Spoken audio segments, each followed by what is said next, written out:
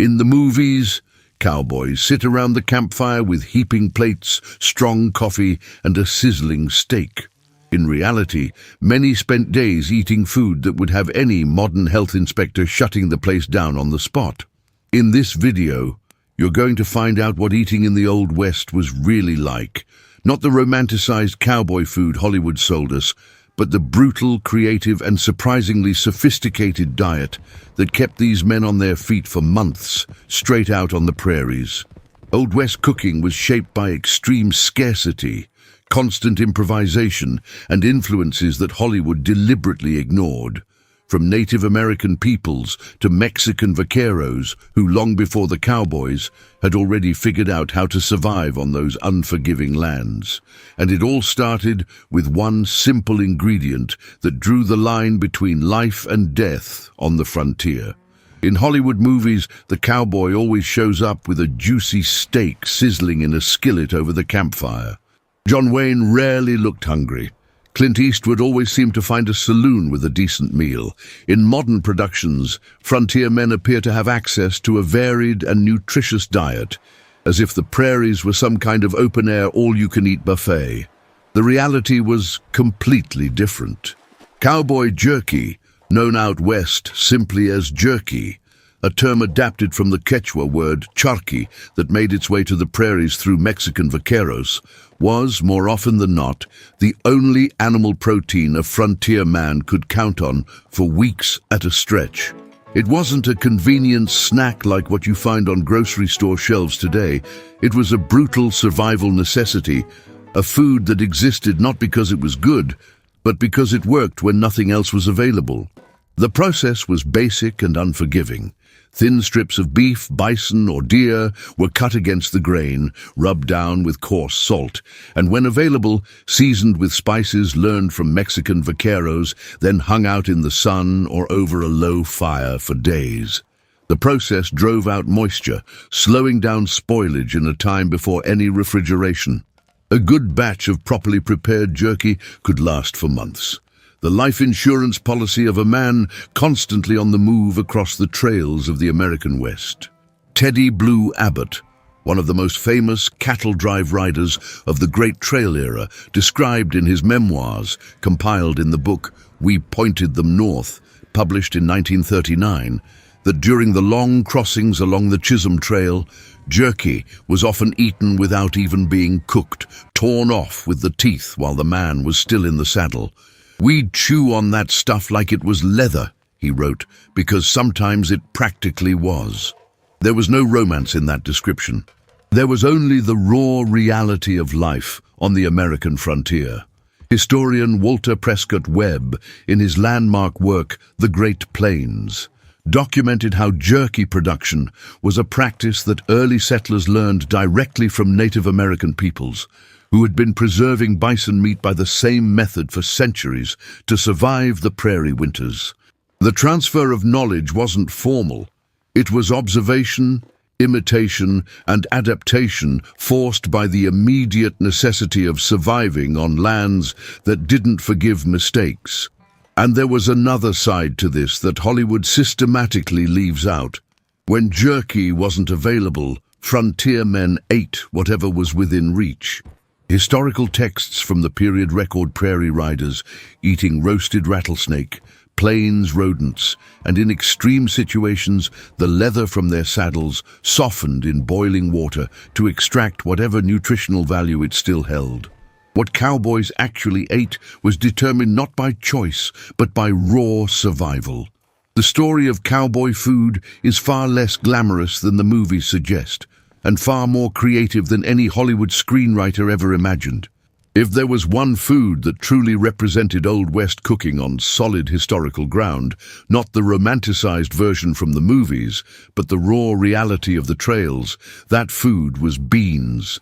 Specifically, pinto beans or black beans, simmered for hours in a cast-iron pot, seasoned with smoked salt pork when it was available, eaten hot, warm, or cold, depending on the conditions at camp. Beans and bacon in the Old West weren't a comfort food. They were raw nutritional engineering adapted to the impossible conditions of the American frontier. A sack of dried beans, weighed little compared to the value it delivered, lasted months without spoiling in any climate, provided substantial plant protein and slow-burning carbohydrates, exactly what a man needed to hold up through 12 hours on horseback under a relentless sun or cutting cold. It's estimated that a generous serving of beans cooked with salt pork delivered between 600 and 900 calories per meal, making it the most efficient food available in terms of cost, weight, and durability under frontier conditions. The camp cook, the cookie as the cowboys called him with genuine respect, knew that beans required time, and time was the one resource that wasn't in short supply during the overnight stops on the great cattle drives. The technique was to soak the beans the night before, start cooking before dawn, and let them simmer slowly while the day's work got underway. By the time the men rode back into camp at dusk, the beans were ready, one of the few daily certainties of life out on the prairies. Charles Goodnight, the legendary pioneer who co-founded the Goodnight-loving Trail and drove herds through New Mexico and Colorado in the 1860s, kept meticulous supply records for every expedition. Among the items present without exception, sacks of pinto beans, salted pork, wheat flour and coffee. Goodnight understood that food in the Old West wasn't about pleasure.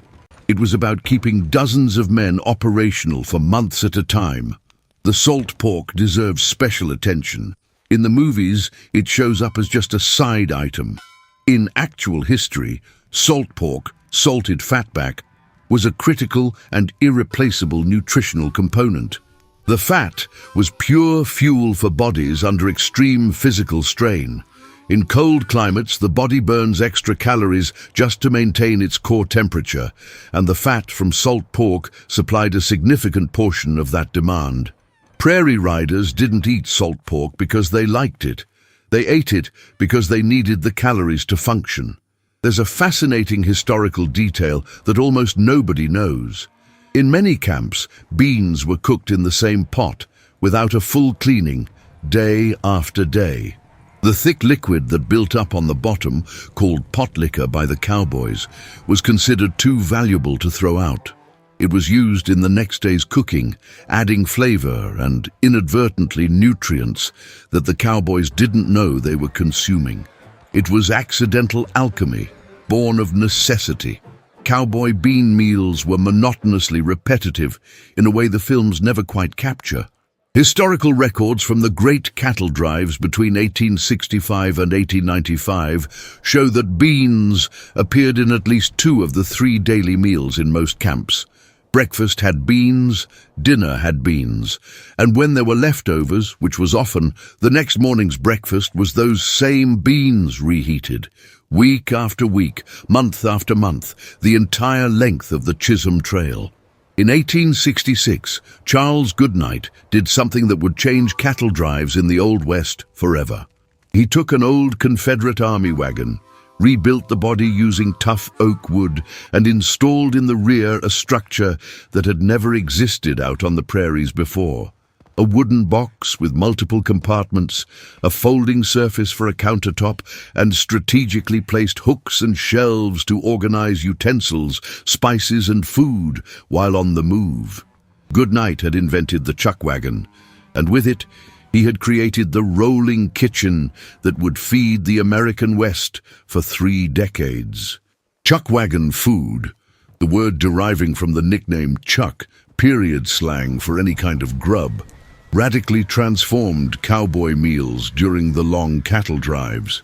Before the chuck wagon, every man carried his own provisions and cooked for himself, which was inefficient and frequently resulted in cowboys reaching the end of the day underfed and low on energy for the next leg of the journey. With the chuck wagon, one dedicated cook could feed dozens of men with an efficiency that seemed impossible under frontier conditions. The chuck wagon cook was, after the trail boss, the most important employee on any cattle drive. It wasn't a minor position. A good cook earned higher wages than common cowboys, and the best were actively recruited by the big cattle outfits across Texas and Kansas. The logic was ironclad. Underfed cowboys worked poorly, complained constantly, and deserted at the first settlement on the horizon. Well-fed, within the severe limits of what was possible, they stayed loyal and productive. The typical chuck wagon menu was limited but strategic.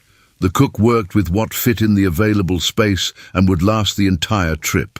Wheat flour, dried beans, salt pork, whole coffee beans, brown sugar, vinegar, baking soda, and when feasible, cane molasses. Fresh meat was consumed immediately after a slaughter. Without refrigeration, a steer needed to be entirely consumed within a day or two. Whatever wasn't eaten fresh was quickly turned into jerky or discarded, a waste that no trail boss looked on kindly.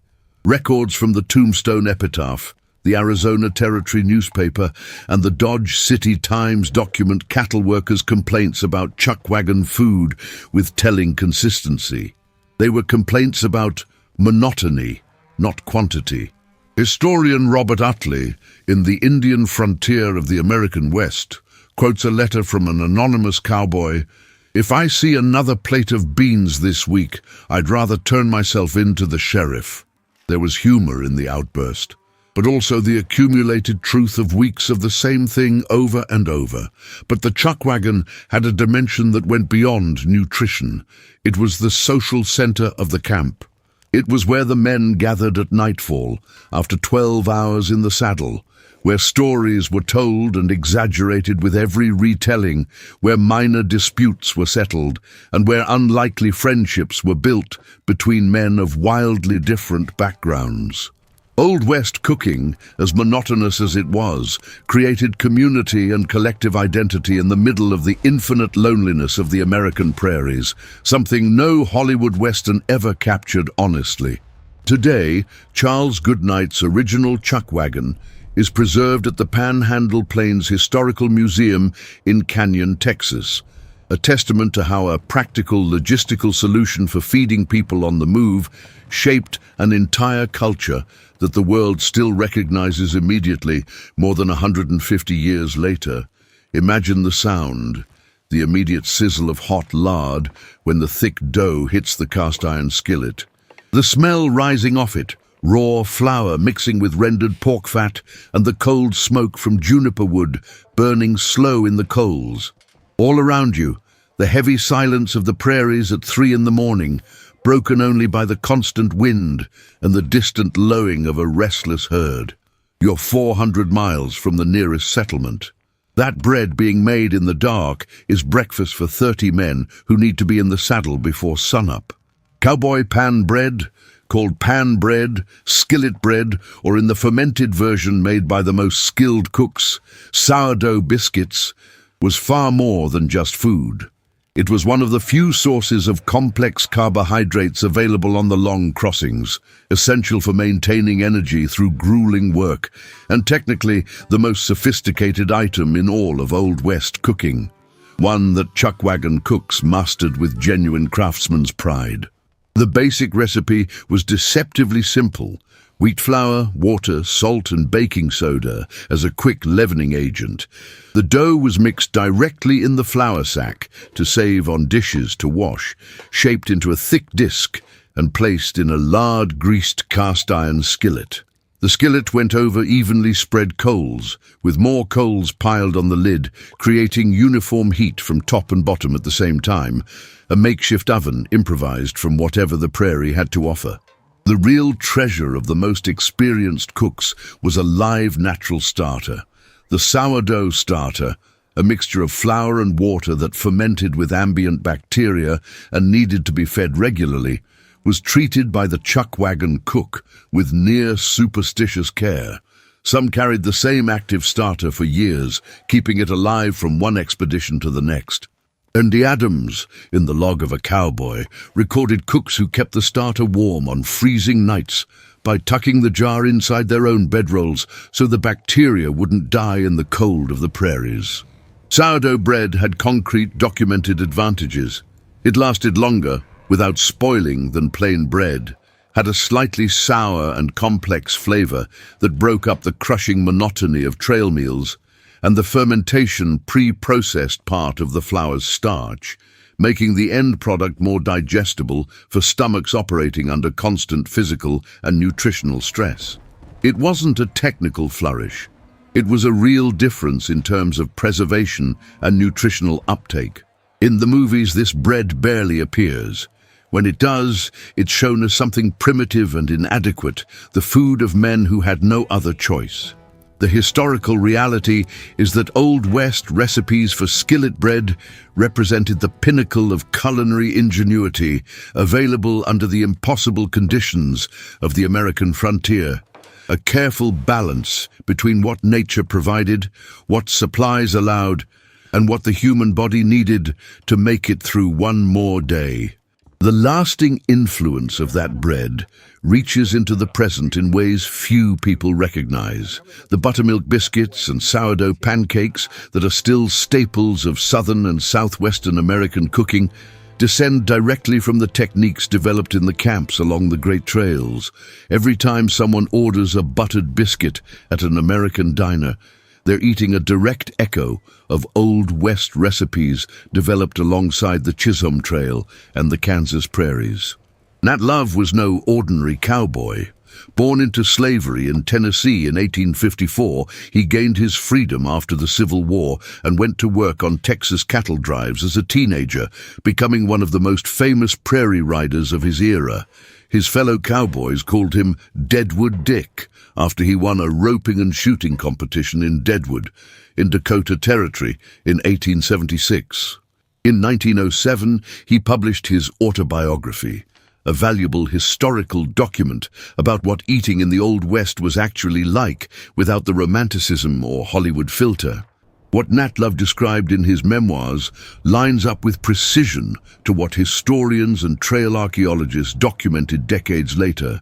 The cowboy diet was nutritionally unbalanced in ways the cowboys themselves didn't understand theoretically, but whose physical consequences were visible and palpable in the bodies of men after weeks on the trail.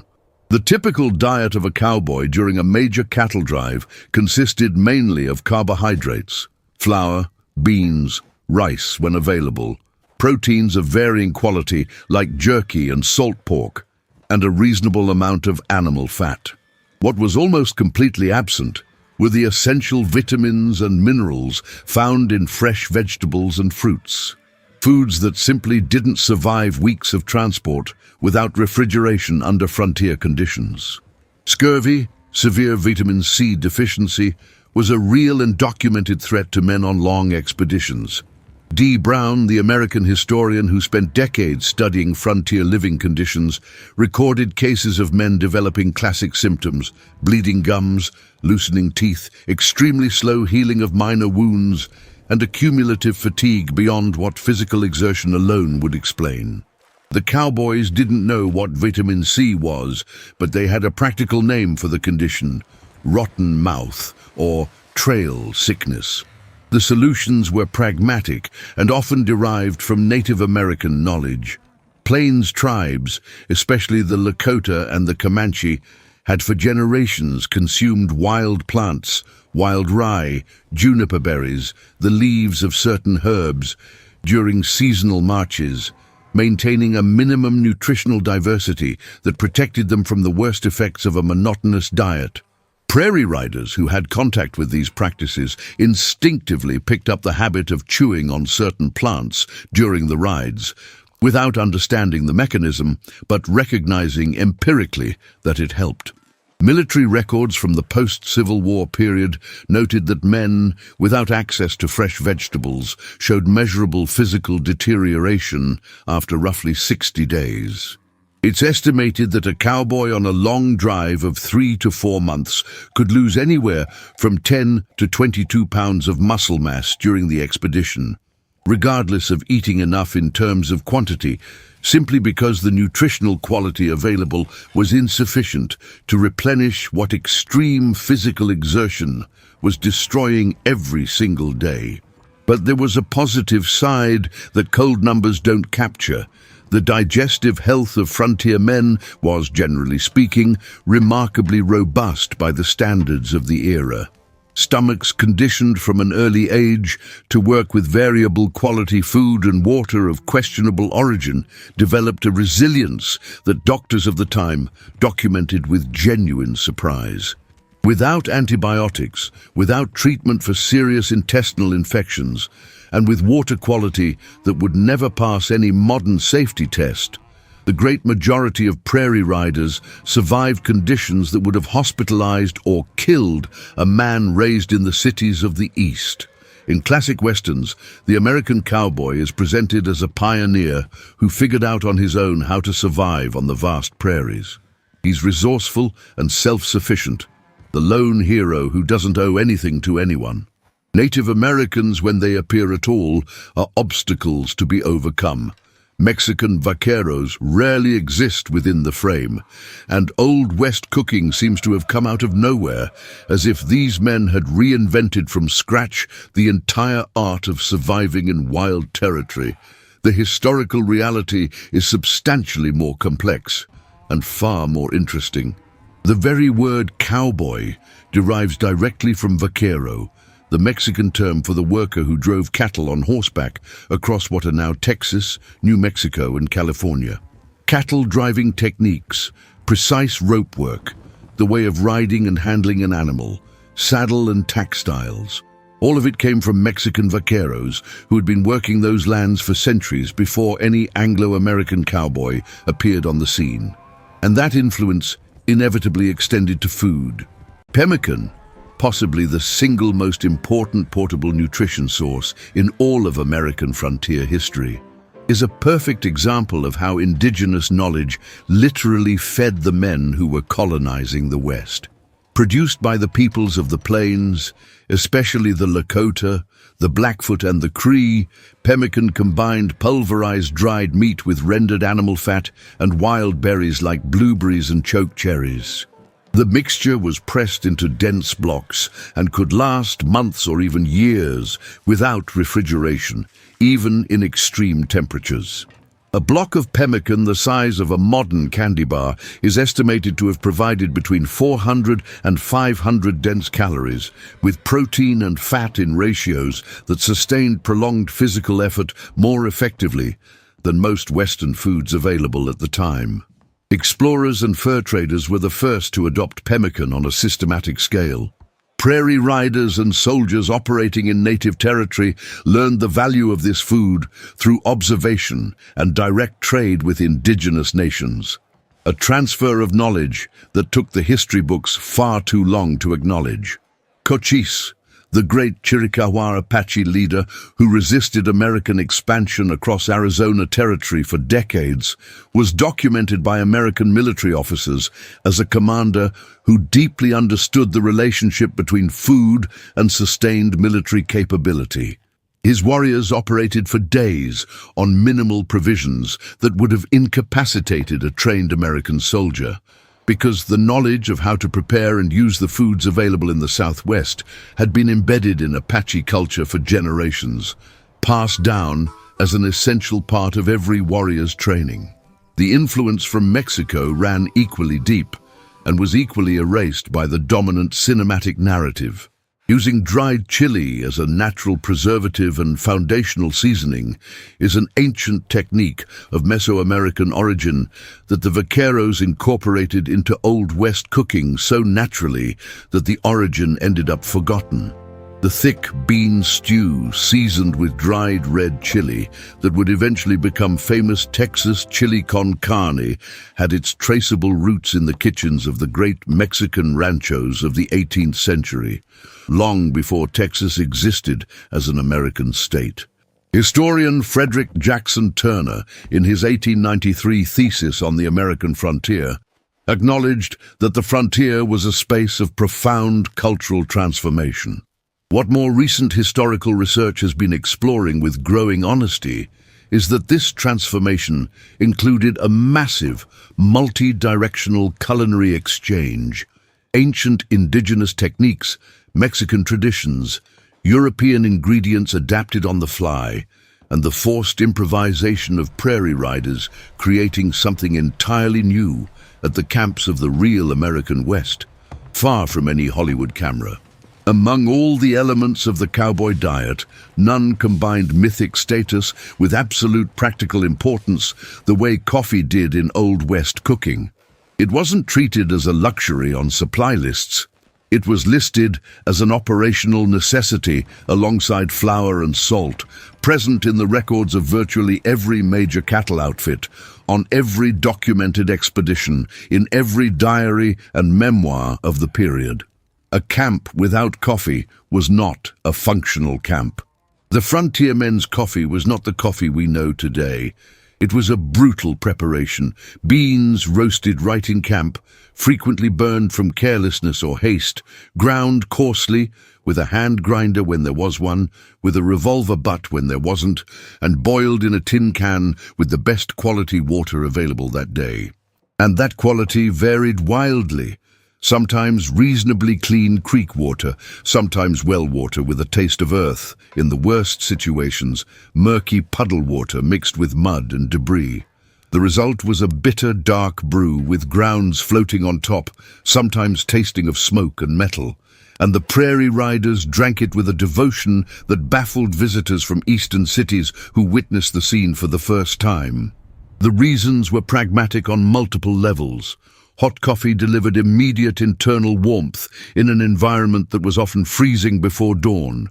The caffeine partially offset the chronic sleep deprivation of cowboys on duty, and there was a psychological comfort in the ritual of making and drinking coffee that was hard to quantify but impossible to ignore.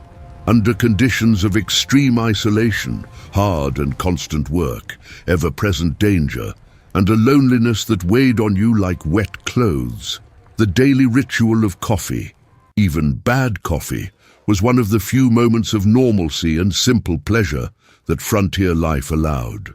Wild Bill Hickok, the famous gunfighter and lawman from Kansas who operated in Abilene and whose name was synonymous with controlled violence and skill with firearms, was documented by contemporaries as a man who allowed himself one consistent indulgence. He always kept with him a small personal reserve of higher quality coffee than the common standard, a deliberate luxury amid general deprivation. When he was in Deadwood, in Dakota Territory, in the days before he was shot dead in August of 1876, accounts from the time mention he would ask for coffee before anything else when he walked into an establishment. It was a ritual that stayed with him until the end. Sugar was another element that, when available, took on an importance completely out of proportion to its quantity.